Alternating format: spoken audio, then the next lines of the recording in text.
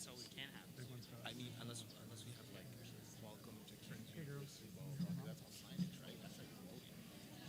How are you? Yeah, but if you start to get too much in, you're not going to have the main focus. Fair enough.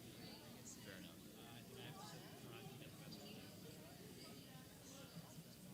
It's mic'd up, but all of the speakers are up there. Is any of it recorded?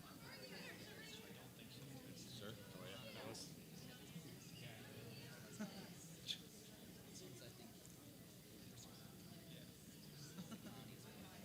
I did a couple years ago in college. I know what I'm doing. It's very practical. Oh, seriously. Yeah, it's more hands-on, I guess. It's not theory. It's not the class. It's more like, No, this is student council. Next one. where should we? So we got to get used to this.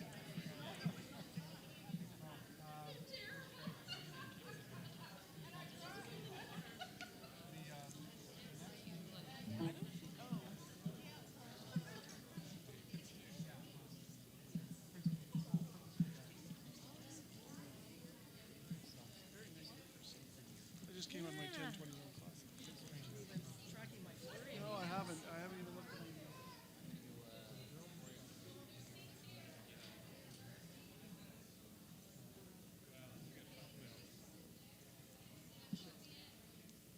My daughter's really good. I met with someone today. Today. And they're talking to me about like safety. So Lana's been Asking wonderful. this Rolling with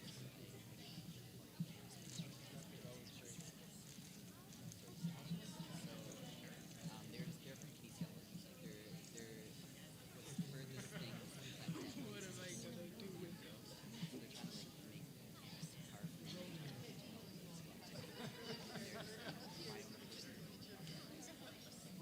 like make our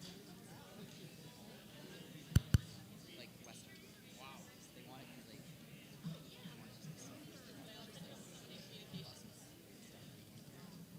I don't know if that's feasible. That's what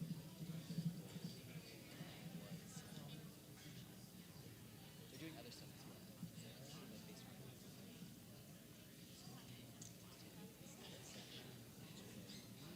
it's cool. I don't know. Share it. Yeah, that's the first thing I came up with as well. So they're pretty interested in that.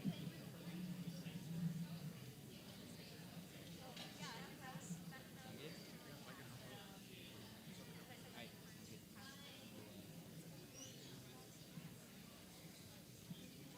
Babe, I didn't. It's not today. It's the wrong day. I didn't get another invitation today. Craig.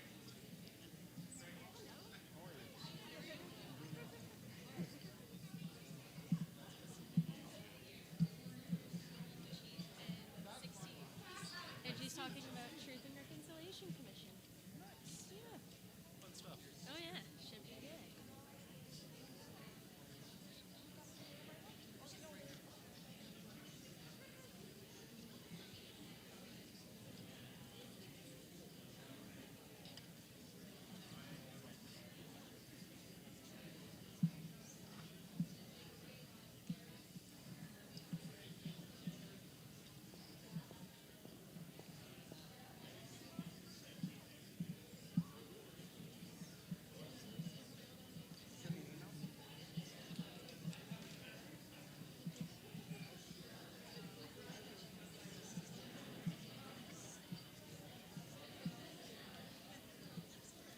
Hi, Mary.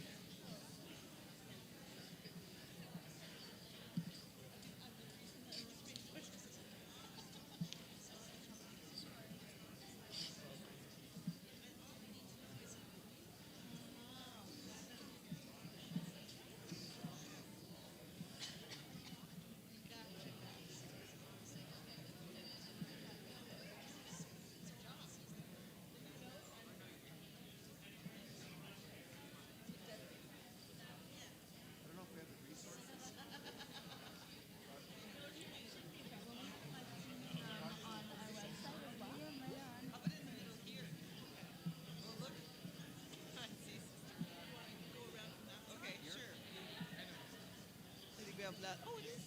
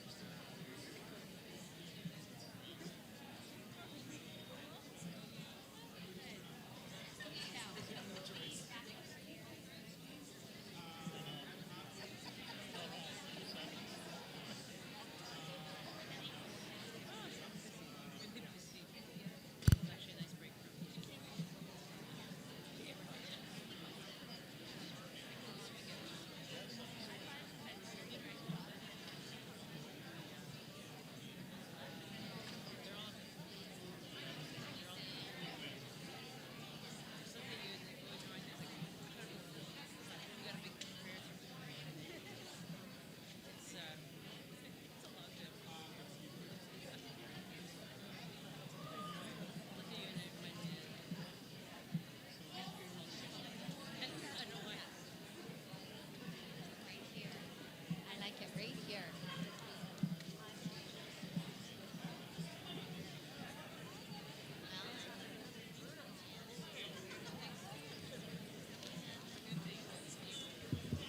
Welcome, everyone. We'd like to get started in just 1 minute. Thank you.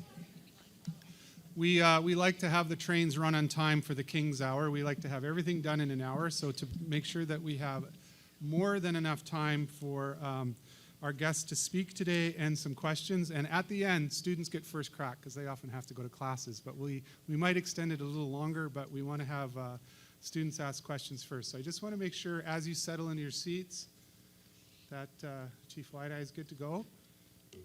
I don't think, do you need this? I don't think you do. Corey, was this intended for? But you want it set up, right? It's okay, you don't have to be super quiet. Just find your seats. We'll get started in about a minute. So.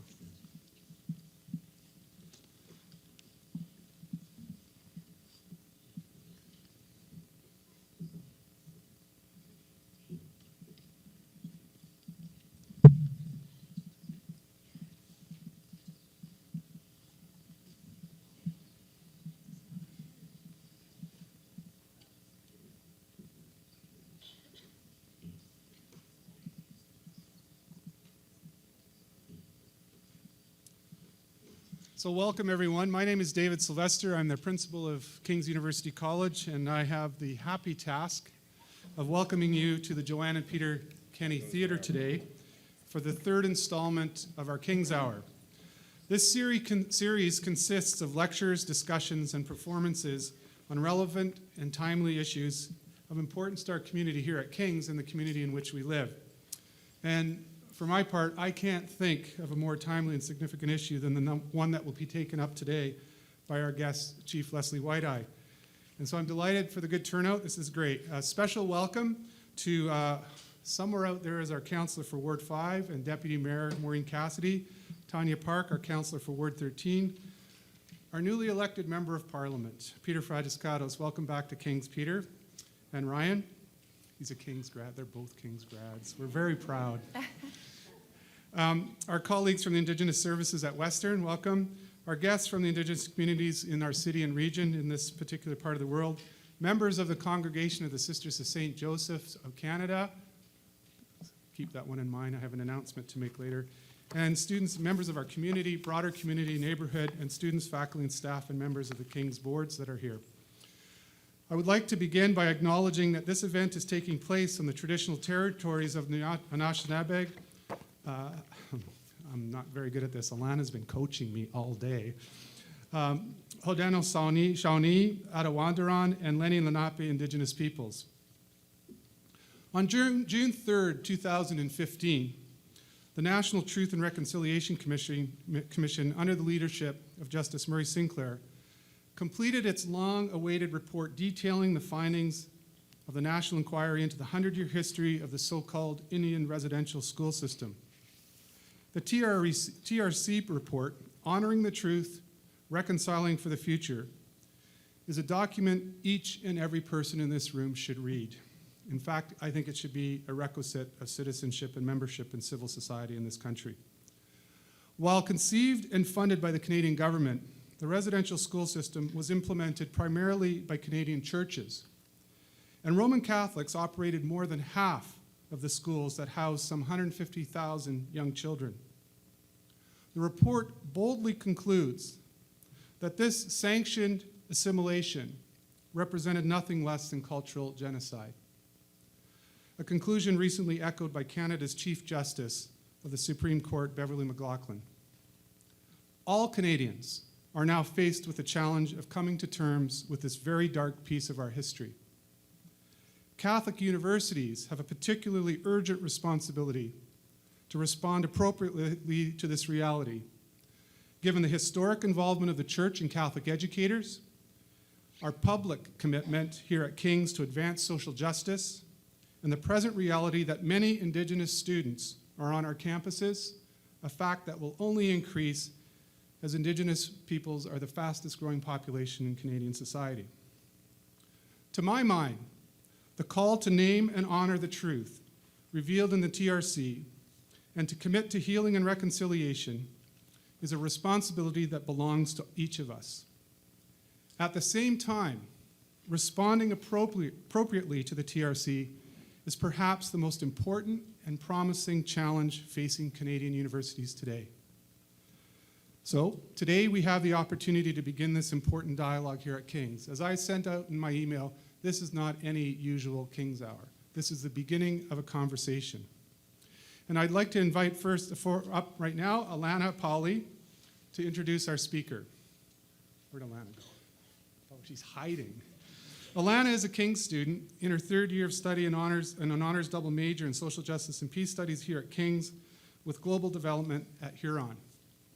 She's not from the London area immediately, but hails from up north, from the Chippewa and the Nawash unceded First Nation. And for all of you in the know, Nawash is also known as Nayashanigming First Nation. She challenged me to say that one. I hope I didn't do it too much injustice. So I'd like to welcome Alana forward to introduce and welcome our speaker.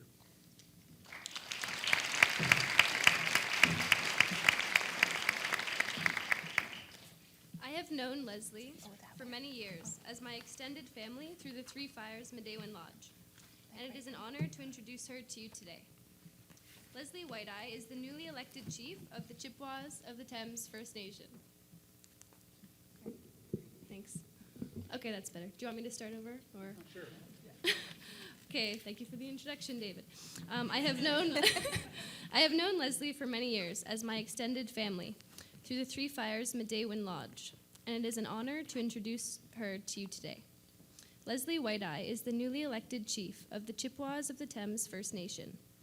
Chippewas of the Thames is located about 25 kilometers southwest of London and is home to many Anishinaabeg Indigenous people.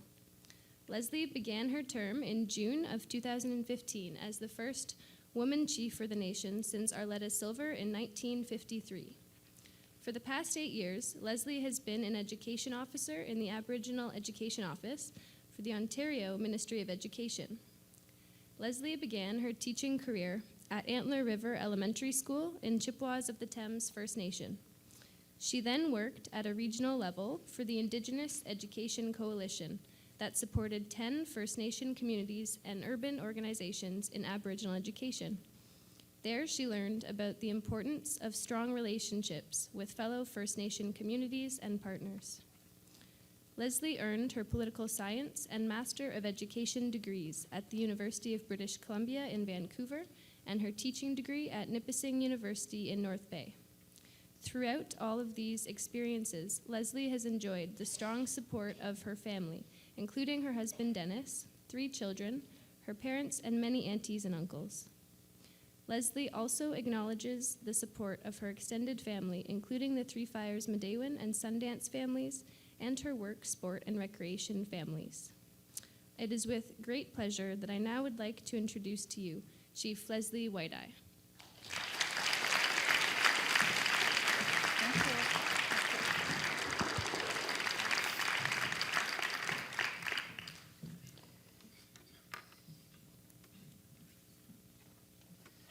Bonjour, everyone. Bonjour, Kinawea. That means hello, everyone. My name is Leslee White-Eye. My spirit name is Nimita. Sorry, I'm a little bit nervous. Nime Onkwet Kwe. That means dancing cloud woman. I'm Anishinaabeg, Ojibwe. That's my people. And I'm Wolf Clan, Mayingan Nadodam. I'm also Mede. And as Alana had said in the opening remarks, I have a huge extended family through the lodge. And Alana is one of them. I'm not sure where she went. Oh, there you are. So it's quite an honor to be here to speak to you today. I've always loved school. So I've been one of those lucky ones where I was really good at it. So I really enjoyed being in these types of settings. So miigwech, and thank you to David and his team for inviting me. Thank you. We are on the traditional territory of many, many cultures that have called this place home for some time, a long time. It's interesting to note that this territory, this land, there's so many stories there behind it, and it can't be all captured in one person's perspective on it. I've come to know that in my new role as chief, that this traditional territory, there's been a lot of peoples that have come through it and spent a long time here and made it a home, and then they would leave and another group would come in, and there'd be several decades, if not hundreds of years, they would spend their time here. So I have to acknowledge that. And as a new chief in the community, it's interesting how and when you navigate that terrain of acknowledging traditional territory. So I'm going to share a little bit about that in the next 30 minutes or so, is some of that work that I've come to learn and how I'm trying to navigate the terrain of First Nation leadership politically, now that I'm in this role, in terms of our relationship, our reconciliation, some of those truths that we're as a society in Canada are being asked, are being called to through the Truth and Reconciliation Commission. So with that, I'm hoping I can give you a sense a little bit about my journey over the last 7 months. It feels like only a month, it's gone by so quickly, on trying to understand what that means for me as a Anishinaabe Kwe, or Ojibwe woman, but also as a leader in a community called Chippewas of the Thames. So before I can get into kind of a bit about that journey and some of those things that we're doing around the Truth and Reconciliation, I really need to situate myself first.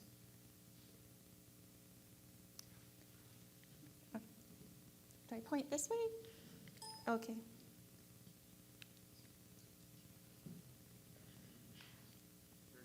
Okay, okay.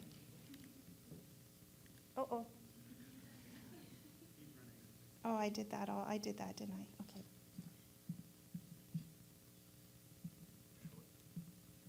Okay. Got it. Quick study, okay.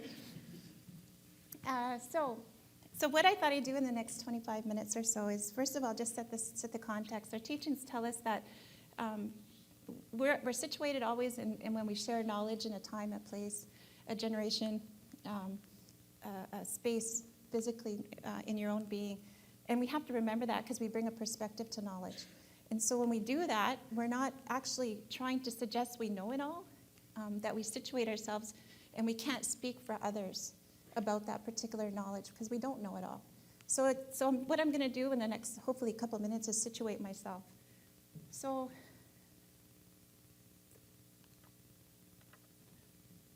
first of all, in order for you to understand why I'm in the role of chief and how I might call myself Chippewa, is there's a bit of a historical context that really has to be understood. And we talk about, truth and reconciliation, the work we have ahead of us together. This is the very first thing that we need to do. First of all, just where are you? And where are your people? And I mean that in terms of yourselves asking that of yourself. Who am I? Where am I as a people? Where do I live? Just as our communities are doing for ourselves as well. So when I ask that question, who am I? Who are my people? Where do we come from? This is a bit of the answer in a Canadian context. And it truly is a Canadian context. And this is really important. Naming is so important. It's critical in relationship building. The names you use to talk to one another, as you know in your own family relationships and your spousal relationships and your relationships with family, you're really particular in the words you use when you communicate to one another, aren't you? You can choose words that will specifically cause tension. We have the power to do that. Same goes at a higher level in terms of talking about peoples. And this history on naming, critical in terms of the reconciliation that has to happen in Canada. So in Ontario, there's these cultures that call it home. The size matters in this diagram. In Ontario, my people, the Anishinaabe people, which are made up of a confederacy of 3 nations, the Ojibways, the Potawatomis, and the Odawas, we make up the bulk of First Nations in Ontario. So we have sister nations that live right here in southwestern Ontario, all the way up around the Great Lakes. The third largest communities or culture in Ontario is Mushkegowuk, which we know as Cree, and they make up a huge population that come up around the northwest area of Ontario and across to Hudson Bay, and then kind of go around Hudson Bay and into Quebec, and then reach all the way out west down the plains, just as the Ojibways do too. Third is the Haudenosaunee. They're eastward of us, and they go all the way along that St. Lawrence River there, and all the way south through what we call Turtle Island, down south through New York area, New York State, and huge important relationship we have as Anishinaabeg with the Haudenosaunee. Huge. We've got treaty relations long before we made treaty with settler peoples. There were treaties in place with the Haudenosaunee between the Anishinaabeg before contact. And then the next group we call our grandfather people, the grandmothers and grandfathers of our people. They're Lenape, and they're what we would consider our oldest people, who found themselves along the eastern seaboard of Turtle Island and ended up having to migrate this way.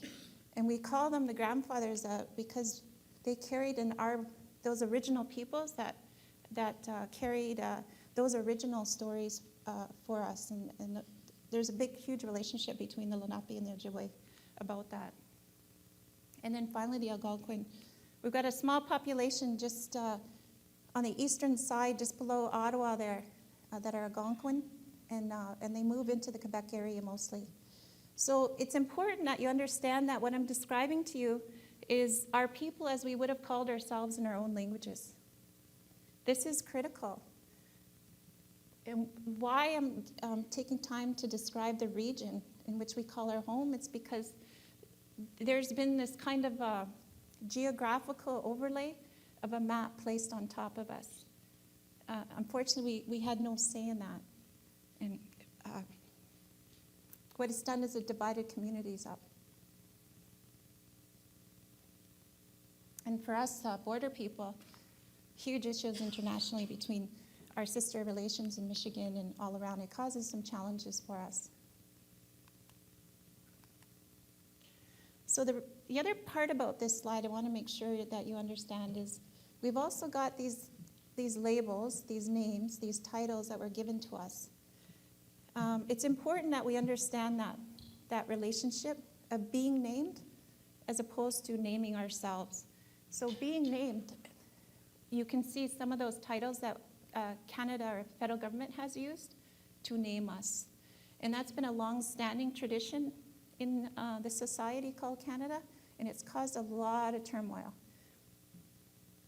So when people ask, well, and this is part of the Truth and Reconciliation, how do I refer to, and they don't even know how to say the next word because they don't know what word to use, but how do I refer to your people? And there's no one answer. I'll have a perspective on that.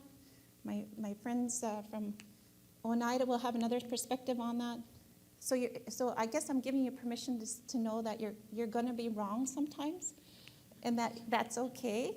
But I think the way you carry yourselves in terms of that ask is really more important.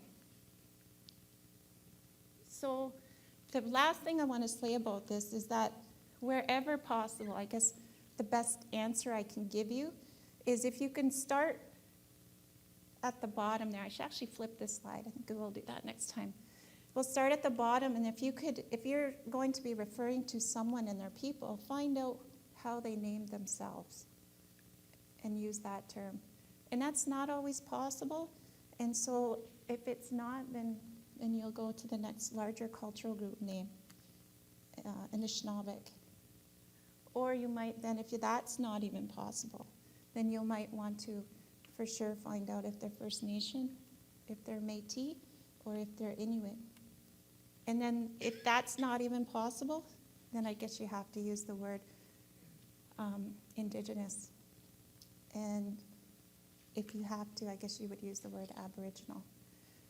I guess the reason for that is because every title that moves away from the original, what happens? What happens when you start to use the term Aboriginal more than my people, Anishinaabe? Depersonalized. You do. Every time you lose your identity and you've been given another identity. So that is part of the reconciliation that needs to occur. So I'm situating myself again. Southwestern Ontario, Great Lakes region, huge, huge importance to us. Great Lakes water basin, all of everything that the Great Lakes provides to us, provided to our communities. Thank you. And that water is so critical. And it hasn't been so critical at the time we're in now. And Chippewas of the Thames finds himself in a situation where we're fighting, along with all the nations here, on what to do about that. How to ensure clean water for the future. This region, this land, that's what that's about. It's about that attention. It's about that attention always to the land. So it's no longer a physical region, as in a map overlay, my attention to Ontario. It's not that, it's my attention to the water. This thing called Deshkonzibing, this place called Antler River, that is now called the Thames River. That's the attention that's needed towards the land, to remember, I guess, what it really is. So we're situated just down the road, as Lana had explained. We're about 25 minutes southwest of here. We're not far. And I think that would be my second big ask. Understand the labeling piece and the titling, but secondly, understand where we come from in terms of the land. Where are we located? And what is the geography? And why is that geography important to know in relation to the people?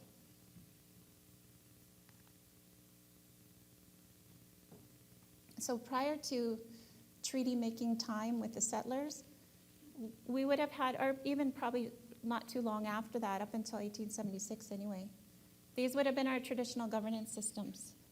So as a chief in this new role, it has become so important for me to understand this in a way that we have to find a step to get there.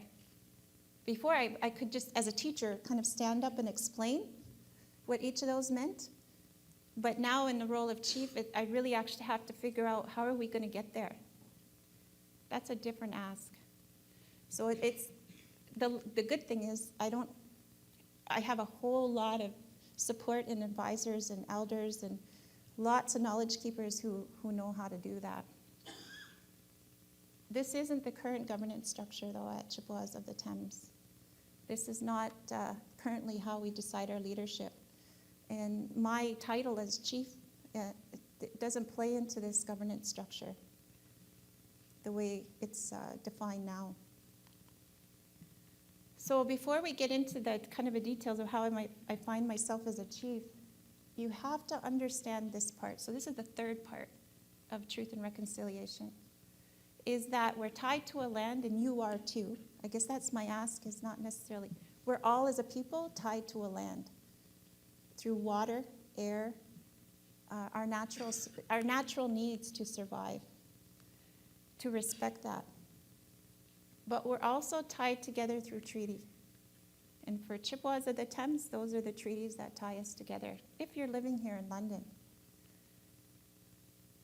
if you're living elsewhere and you're only here for schooling and you go home, you're tied to also through a treaty relationship with another First Nation. So I'd ask, I guess that third thing I'd ask, try to find out where that treaty relationship sits and with who, because there's going to be one there. All across Canada, there'll be a connection there. Ours is this one. What's important to know about being here in London, and way history, as you all know, and we're taught in school, It was a east, kind of start at the east and head west. So in First Nations like mine, our time period of that relationship is in the late 1700s, early 1800s. That's a long, long time to be in a relationship. And as early as 1796, our leaders chose to sit down together. As early as 1827, this thing called treaty making was well on its way. People were starting to be experts in it as leaders. And so the expertise was being developed. The nation-to-nation relationship was starting to be documented. And the documentation of those things were done differently. And the written, of course, is the one way, but we have other ways of documenting that. And so therein there lies the difference around the spirit and intent of those. And we had translation challenges too, the time. So with all of that, we're still in a treaty relationship. That's not going to go away. But the spirit and intent of that needs to be understood in a modern context. And that's the work ahead of us between myself and the MP, myself and the leadership here in the City of London, but also between you as a citizen of Canada and the citizens of Chippewas of the Thames First Nation. The work doesn't stop here. The work is in the hands of our citizens to meet and to discuss and to understand each other. So I got elected through something called the Indian Act. And that was applied to my community in the late 1800s. Once that application of that legislative document was done, all of what we were in relationship about changed. Everything that we understood about the spirit and intent of the treaties changed. We have 2,800 people who are called Indian status members, according to the Indian Act. We know our population is larger. We lost many women and their children, their grandchildren, and their great-grandchildren through that document.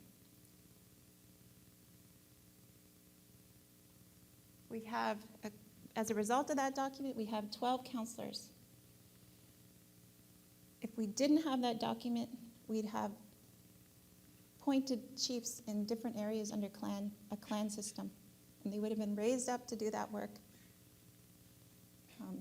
right from the beginning they were born. We have a term of 2 years. I'm struggling with that. I feel like I've been there only 2 months. I've been there 7. I only have a year and 4 months left. How do I get to the work in 2-year term? It's impossible. But we'll do it, and we have been doing it. Our on-reserve population is 900. We've got about 300 houses in the community that house about 900 people. It's not enough. We got 2,800 people that have and do choose London as their permanent home because we can't house them. They want to be home, but we have challenges in terms of housing them.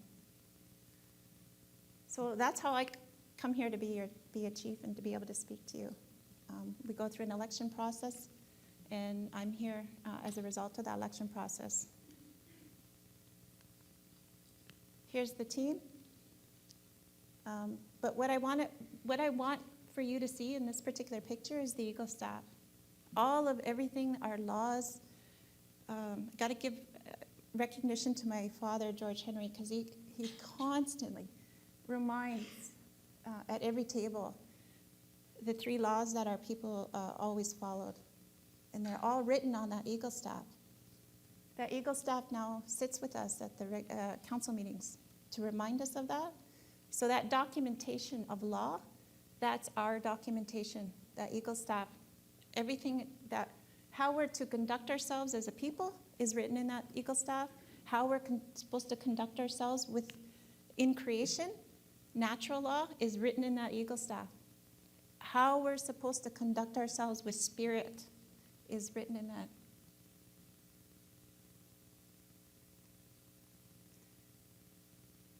But you have to hear it, you have to use it, and you have to explain and be repeating the story over and over again for us to understand it, for us to apply the law, which means you're in a forced relationship always with your community in order to understand your laws in this system, in our system.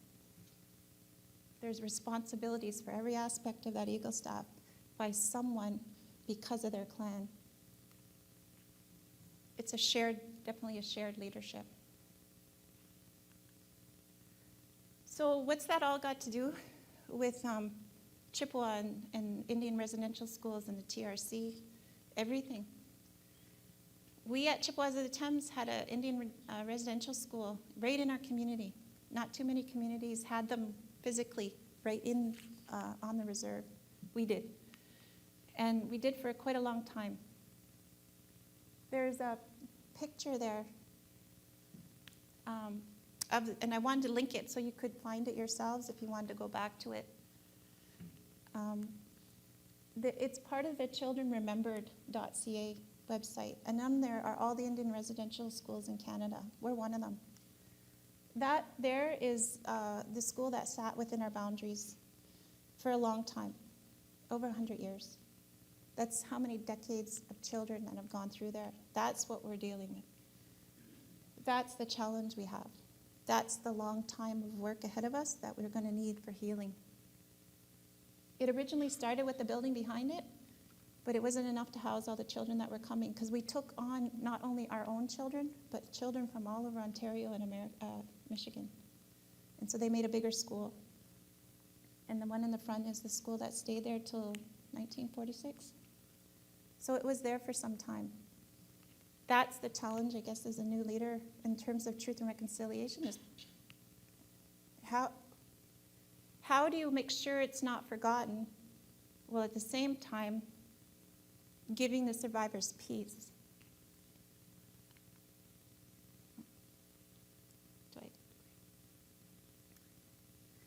I remember this day.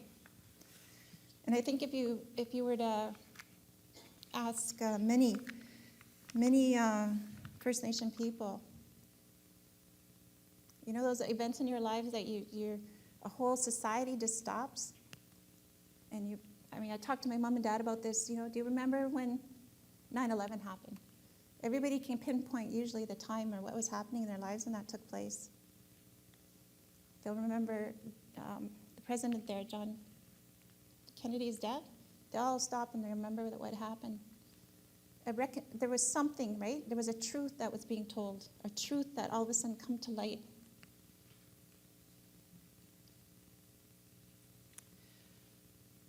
So that truth makes you stop. It makes you all of a sudden pay attention. It hits you to the core.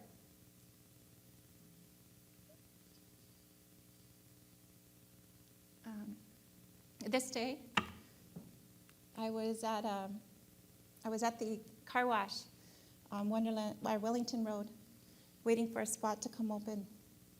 And I had heard on the news that the Prime Minister was about to make this apology.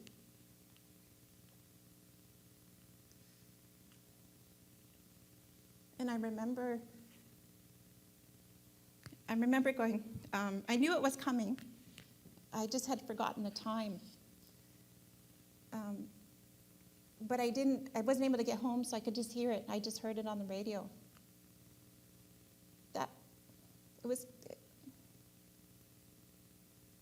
It was critical.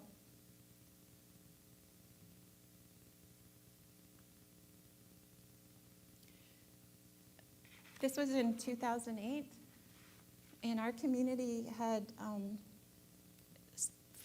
it's amazing to me that you grow up in a community and you don't even know that this history existed. That's how much it was kept close by the people that were impacted by it.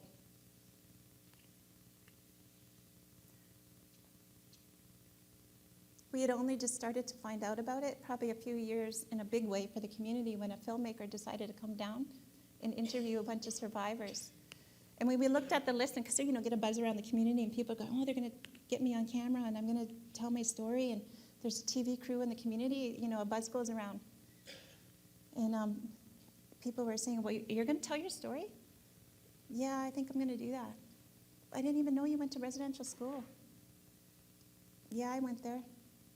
We didn't even know. Nobody talked about it.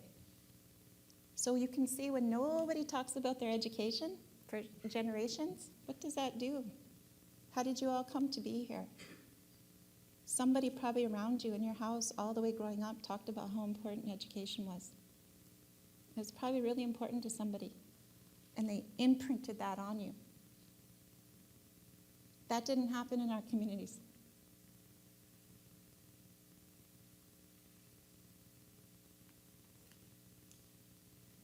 So what are these calls to action going to do?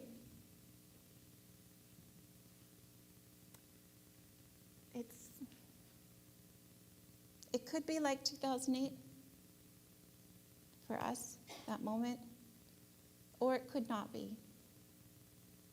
It'll be up to you. It's kind of one of those, it's going to be one of those slow cooker things, I think.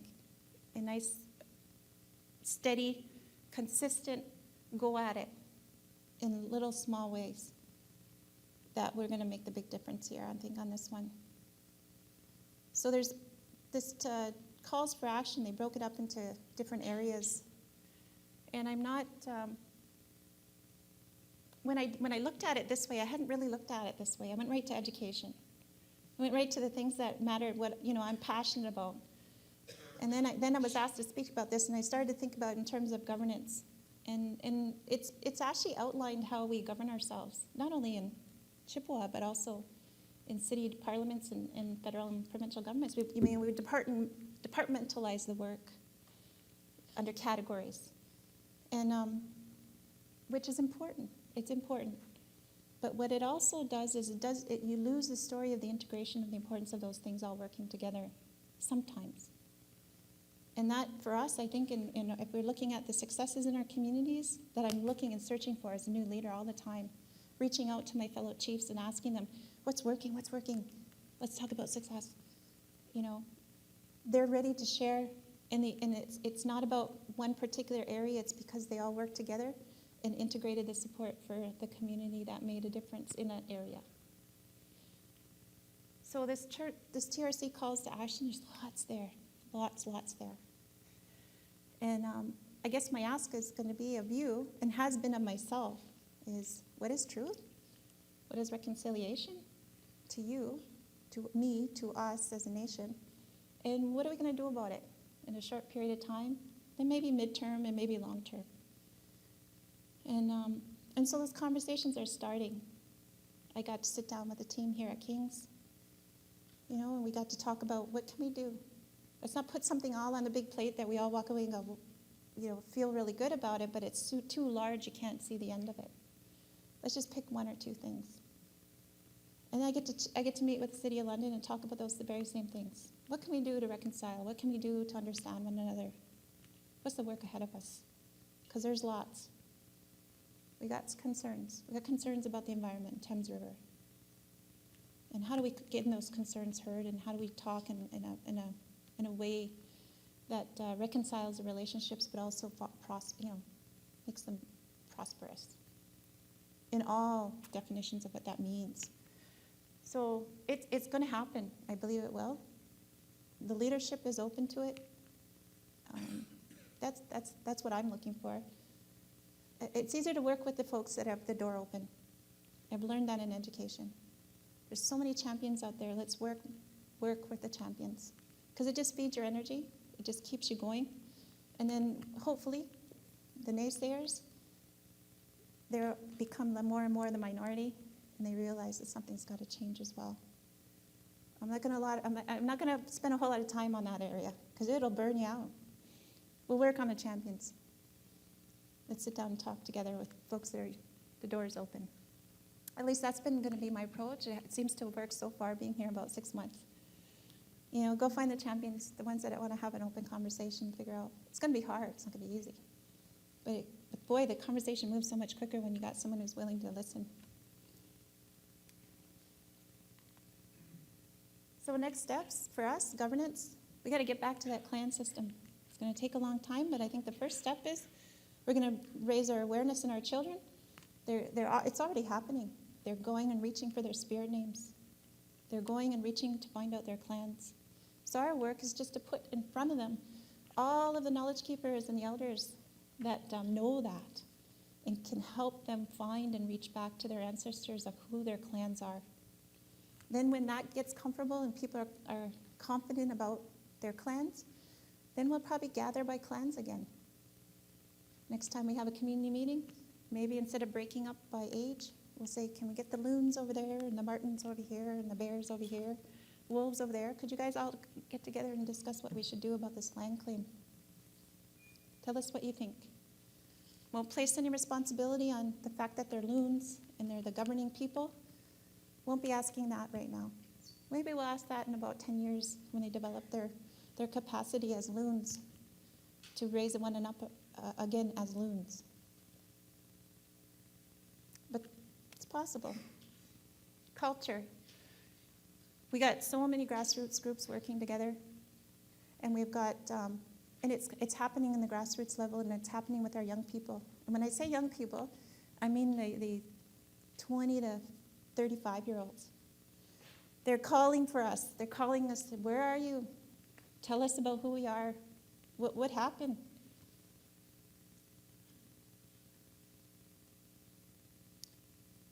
So they're tasking us older ones to tell them the story because they don't have it. And then education. Education, we've got to do the same at home. I produce a bulletin, and I work hard with the lands and environment people to start to tell the treaty history. So when the question comes from you to one of the citizens at Chippewa, what are treaties? What are our treaties? Hopefully the goal is one day they're all going to be able to tell you. They're not going to look to the teacher. They're not going to look to leaders. They're going to just look to themselves or look to their children to tell the story. They'll look to themselves and be able to tell the story. And then survivors. My last story, I'm not sure where we are with time. My last story is my first 2 weeks in office, I just really didn't know what to do. Maybe you're feeling the same way, I'm not sure. And I was like, okay, so here's my office. I'm sitting here. What do I do? And well, the answer came really quickly because people wanted to stop by and say hello. And they wanted to say congratulations. They wanted to say excited about what you're doing or what you will do. We don't know what you're doing, but what you will do. And yeah, you should know my family's done this. I lost my mother just recently. And then they start to tell their story. And all of a sudden, a 2-minute visit turns into an hour.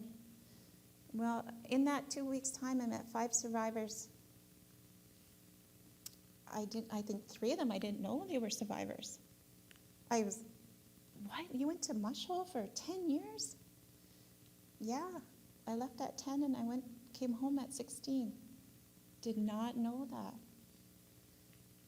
Sorry, I didn't know that. No, don't be sorry. It's who I am. It's what I've become. So I guess the next part is, and it says that all the way through the TRC, don't forget the survivors. And in your busy life, as a politician or as a leader, you can get really wrapped up in your day-to-day meeting to meeting to meeting. And those stories, and I try to make sure I somehow recall those first couple of weeks, because those first couple of weeks have never come back. I've not had time to sit and talk like that, and that's my problem. That means I got to work harder to make that time.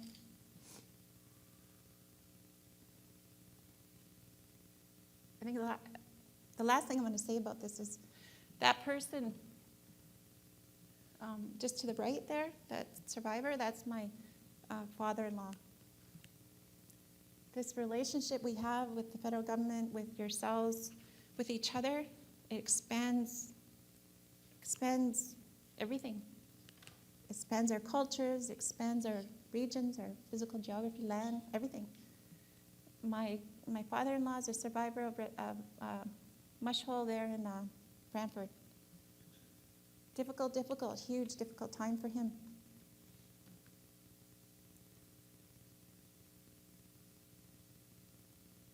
So when I think about him, I know that.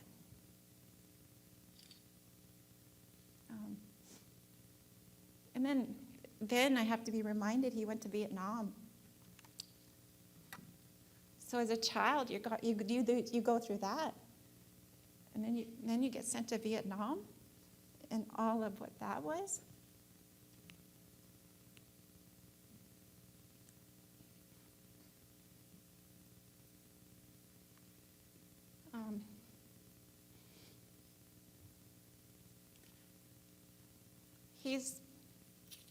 He's a beautiful man.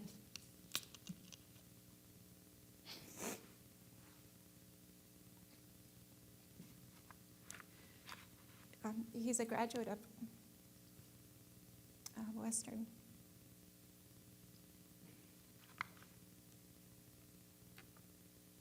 I was doing pretty good tweets.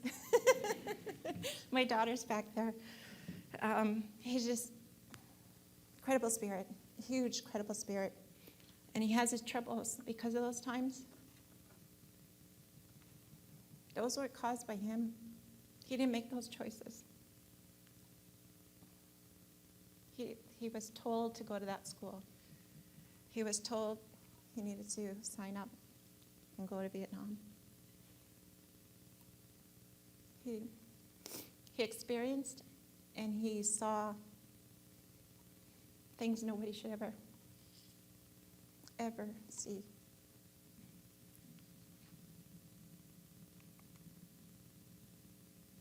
So I'm going to finish off with this. All of those stories are important, just as all of your stories are, just as all of your challenges are. But the stories really, really help move us forward if we share them and we respect them. This is my marching orders. Pretty big, pretty huge. But if you look at them, can't really do it by ourselves. How do you make an environmentally sound community by yourself? Can't do it. We need London. We need Ontario. We need Canada. We need every country in the world on this one. How to restore our cultural values. We call upon our sister nations for the support of our elders, and we share them. Because that's how, when they're getting older, we go amongst each other, we share them. Lots of work to be done. That's the vision, that's the work ahead of us. But I'm sure, I think all of us, if we work together, we're going to find a way to get that done. Because there may be, I think you probably have very similar visions of your communities. So why not work together about that? That's been my approach anyway. What do I know? I'm only 7 months into it, but we'll see. So with that, I'm going to say, Chimigwach, thank you for the invitation. I'm sorry, I don't know what we're at time, but thank you again. We're doing great. We have about 5 minutes for questions, only 5 minutes. I'm sure there's much more than that, but there's microphones here. Please don't be shy. We have to get going with this. So if you have an opportunity to ask a question, there's a mic back there and there's a mic here. So I'd invite anybody up who would like to ask a question. And before we say our thank yous and that, so while people are going up to the mic, which I think there are probably questions, I'm going to get a head start on the thank yous. How about that? And I really appreciated, Leslee, the slide that showed the hierarchy of naming and how the closer you get to the people. But what's not in there is, and that's helpful, and I think we need to be attentive to it. But what's not there is the actual presence of the people among us. And I think your presence here has done more for my understanding of a possible relationship with Chip on the Thames and Kings in this community than all the names on that. You know, we've met twice now, and every meeting we have keeps opening doors. It's amazing to me. And on behalf of Kings, and I'm not saying thank you, I'm just waiting for you to get up and talk, please. The door is open here at Kings. I think I can speak on behalf of our students and our faculty that this is something that we want to, a road we want to go down with the Chip on the Thames. Definitely, thank you.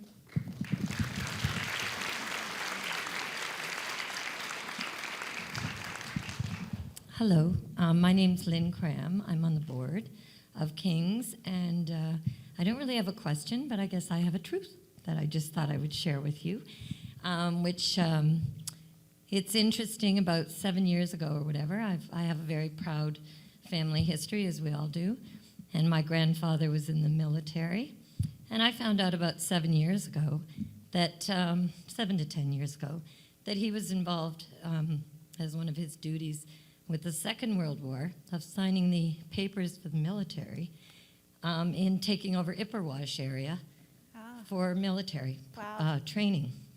And of course, as you know, we never gave that back to you. That's right. So it's very interesting when you find out a part of your own history has such an impact on your nation. So I just wanted to share that. Thank you. So I don't know how to reconcile it, but You it's know, a truth. But I appreciate you bringing my attention back to truth.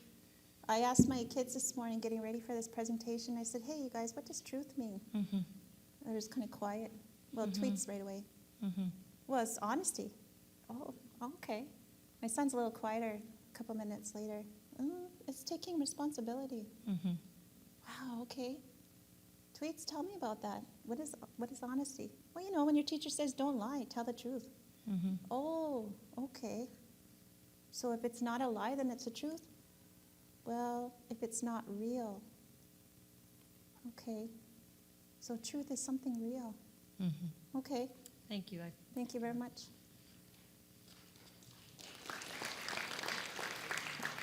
Okay, I've never actually done this before with a mic, so it's kind of offsetting ever so slightly. My name's Hayden Cush. I guess a bit of a relationship I have would be that of sort of this, I guess, ignorance yet so close. I grew up in the corner in each between the Chippewas and the Thames and Oneida. Whereabouts are you? Burwell Oh. Road, Wow. near the actual memorial for Burwell. Yeah. So I grew up, and I remember kind of swimming over the ravine, and somewhat seeing my memory as a child was kind of just once you hit the ravine and you actually enter the reserves, my memory actually blanks, and it's just this black never, and it kind of reminds me how much I didn't know until I kind of started going to post-secondary. And from there, my question kind of came up, and it changed over time, and now it kind of ends up as this sort of question from someone who's not First Nations, and that is, how and what way can we help without doing the same mistakes we did, where we came in thinking that we could fix it, not as we as in the Dutch, as in the English, as in the French, as the Catholics. How could we do it instead of how can we as Canadians do it? So what would you say to that? Just what you're doing, you're acknowledging that. That's a huge, incredible thing to have people consciously understand that they've actually been telling people how to do things. We still have to work with people who don't understand that. Actually, the majority of them. They still want to tell us how to do things for ourselves. So that's incredible. Like already, you're way ahead of the game. So I appreciate that. Thank you. But I guess the next step is really just again building those relationships and talking and helping them. Once they're going to tell you how they'd like it done, then you'll find yourself in that on how you can support that. Yeah. Thank you.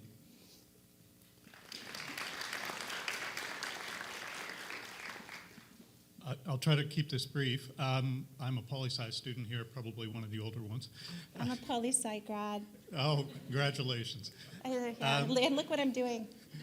I'm curious what your nation's position is, if you've formed one yet, on the rejuvenation or repair of the Thames River Dam in London. Oh, thank you for And bringing if- that up. I didn't want to be political today, Yeah, well, that's why I'm asking but you. poli-sci I'm allowed, right?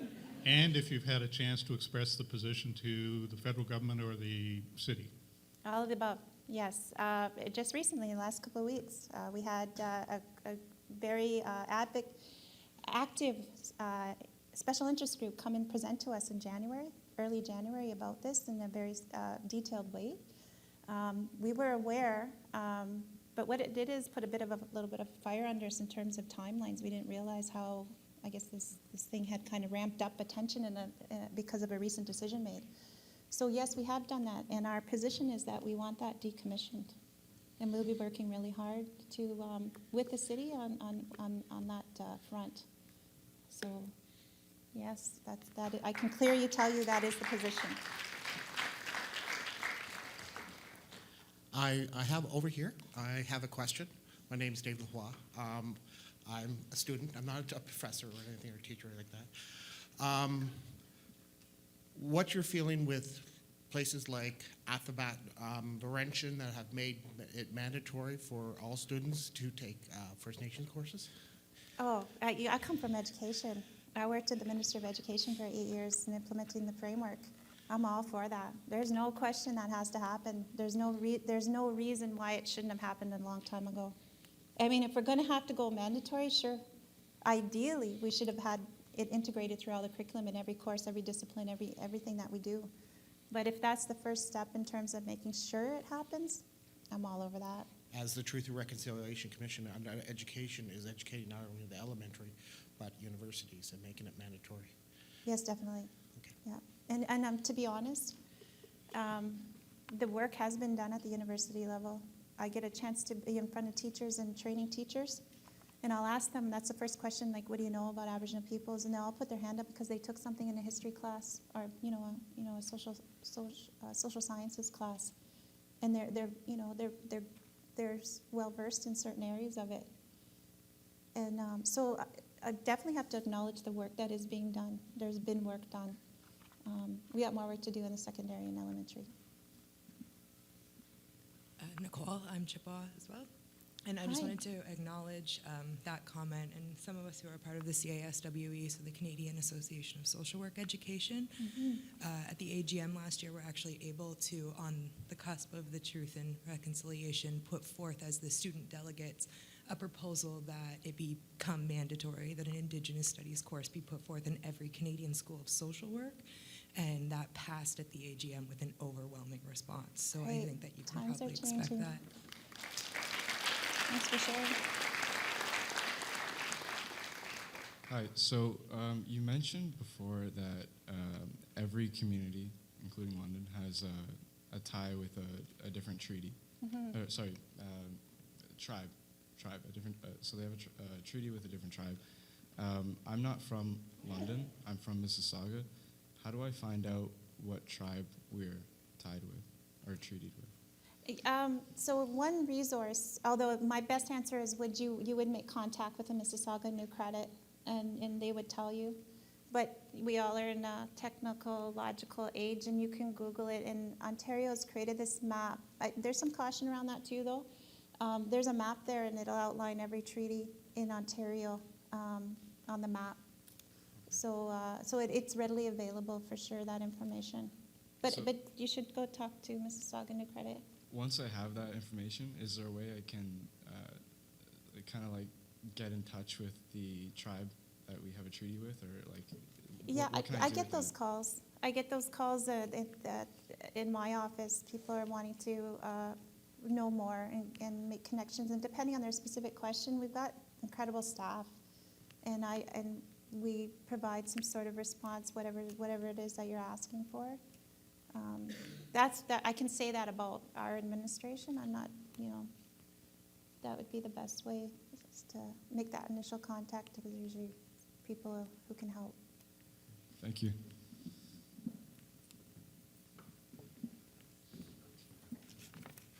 Steal this just for a minute. Yeah. Don't go anywhere. Okay. So we commit ourselves to finishing on time here because of classes, but Chief White-Eye will be around afterwards for questions. I just want to thank the organizers for this, the King's Hour Committee, for their contribution to this. I want to thank Alana. So Alana's up here. We actually have a gift for her.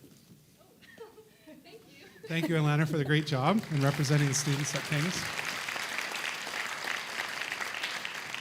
And before I thank Leslie, I want to acknowledge the Sisters of St. Joe, the Congregation of the Sisters of St. Joe of Canada, because with their cooperation, we're announcing today that there's going to be an annual major lecture at King's on an ongoing basis to explore what it means to be an institution and working in a society in post-TRC. So the sisters are here, Loretta's here, thank you very much. And this is going to be an annual lecture ongoing to explore these particular things. So we're very, very happy that this conversation will continue. And thank you, Leslie, for, I already said some of it, but we're very pleased that you're here with us today. And I think it's been a great opportunity for us to begin this dialogue. And as I said before, the door is open. So thank you very much.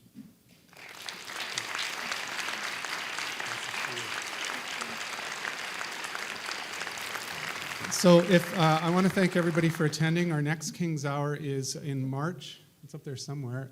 Tim Clydesdale is speaking on the Purposeful Graduate. And Joe, when is that?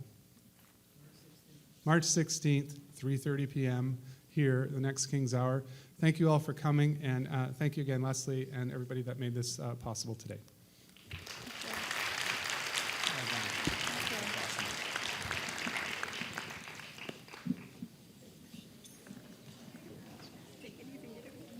Thank you.